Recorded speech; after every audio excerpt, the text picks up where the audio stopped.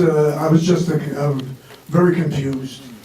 I figured it's a good character. I'll play him confused, and it worked, I think. And the idea of him being a xenophobe was also something that was in the original version, and we just sort of amped on it a little bit to make him even more extreme. So that then we went in the second one. He's like, "You've got Russians driving cabs in this town." You know, I mean, it's just a really funny character.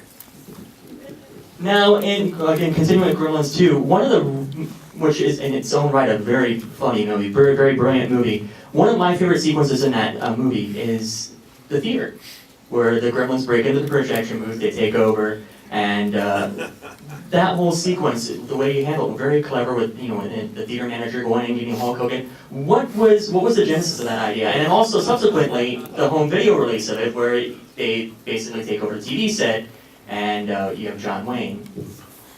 Well, Gremlins 2 is supposed to be a sort of an anarchy kind of movie because there was really no reason to have a sequel to Gremlins except that it made money. And so when they finally came back to me and said, we really don't know how to make a sequel to this movie, which we didn't understand the first time, we'll let you do whatever you want as long as you give us a movie. And so I decided to make a movie about how crazy it was to make a sequel to Gremlins. And we made fun of all of the things in the first movie that had worried me, like the rules. There's all these arbitrary rules, and our big worry was, what if they don't buy it? What if they just think it's too stupid and they just, don't go with it?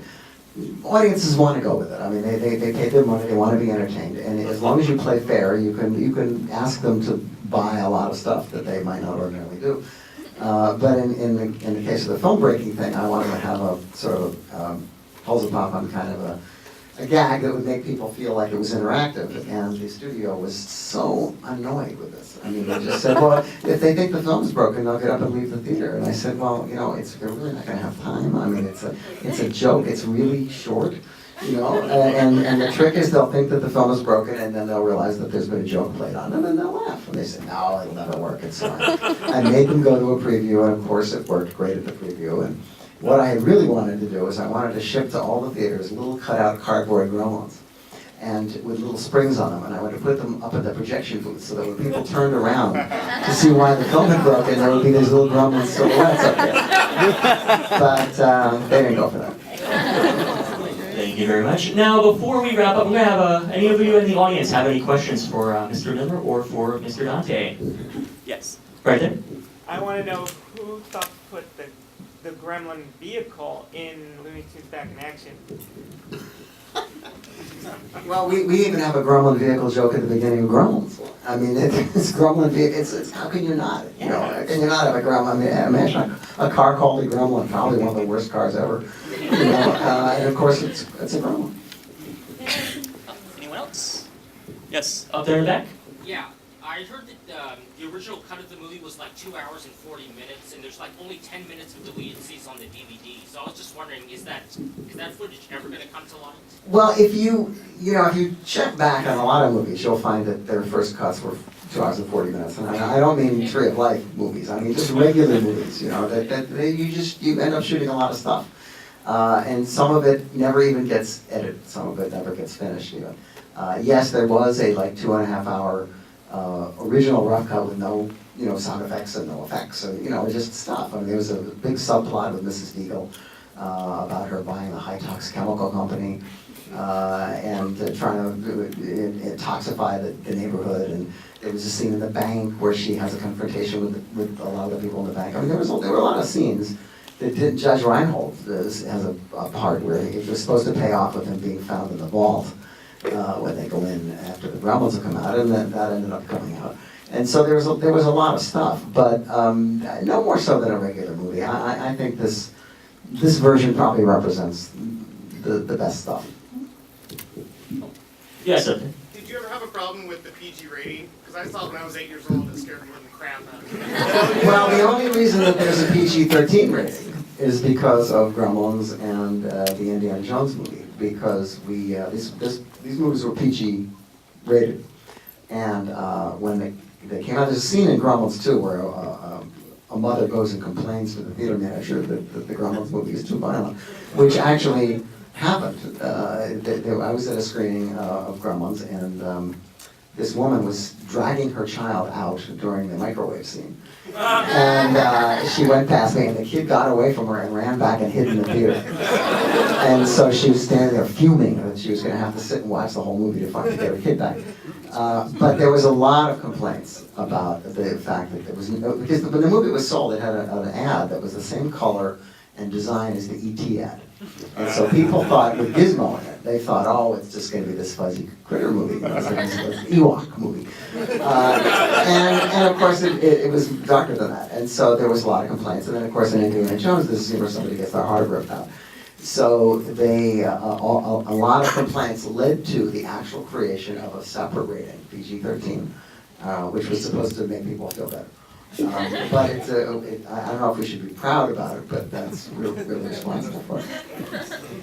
It's a comment question. Don't know if you guys realize, you probably do because you made and acted in the movie, but as a kid seeing it in the theaters with my younger brother who was 4, did you realize during the part of Kate's speech when she's talking about how her dad passed away, she said, that's how I figured out there was no such thing as Santa Claus? Did you guys realize the impact that might have had on that young kid? I don't care, but I just wondered. Well, yes, but I covered my brother's ears. but there was anybody who would take a 4-year-old to see Gremlins, I think it's not a picture for 4-year-olds. And people are always asking me, That's the 80s for you. how old should they be when they see Gremlins? You know, and I always think about the Santa Claus thing, and I figure at 8 or 9 maybe is the time that kids start to get an idea that maybe it's just daddy. You know, listen, that scene was so controversial it almost got cut out of the movie. So. Was it really? Oh yeah, That's awesome. everybody hated that scene. The editor told me it would I think be it's in one the of the movie. best. I do too, and she's wonderful in it. And her character there isn't really a lot of other character to her except for that aspect. And but they hated it. They wanted it out. They made me go to Spielberg, and they said, we're going to get Spielberg to cut that scene out. Well, I'm glad you kept it because it's one of the best things in all cinema, and it's awesome. So. Thanks. We addressed this in the sequel. I got a second one. In the sequel, we have a scene where a whole bunch of people start talking about, well, what happens if he gets something stuck in his teeth and then it doesn't swallow it until after midnight? I mean, of course, all of those things occurred to us, but the fact was that you're either going to go with these rules, these dumb rules, or you're not. You know, and if we hadn't gone with them, we wouldn't have a movie, so we decided to go ahead with them. What if a gremlin ate after midnight? What if a gremlin ate after midnight? Yeah. Because the gremlin reproduces with water and it can die with sunlight, so what if it eats after midnight? Does it turn into like a super gremlin? I think you should run with that to Warner Brothers and say, you have Gremlins 3. You need a trilogy. You know, the great trilogy. And I think we'll get one more question. Right there. Mine is actually a non-Gremlins related question. The Burbs is one of my favorite films.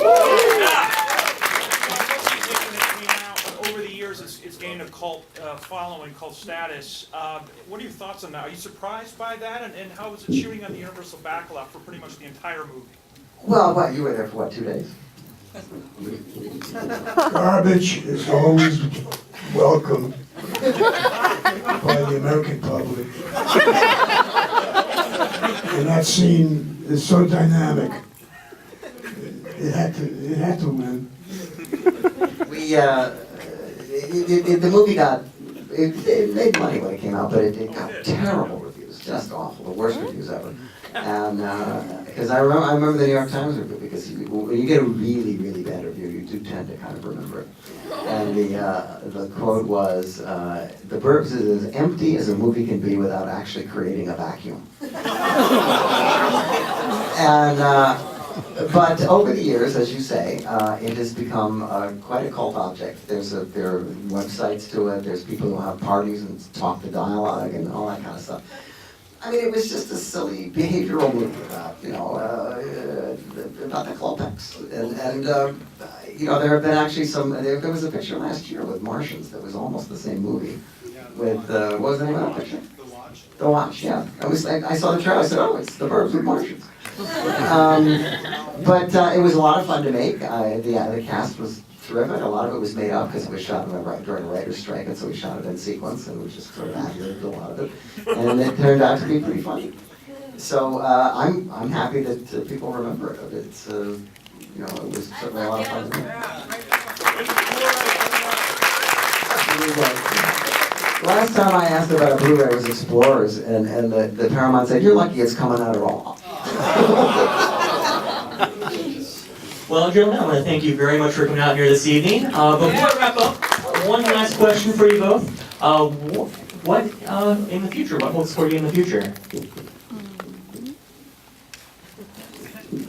I'm lucky to be alive.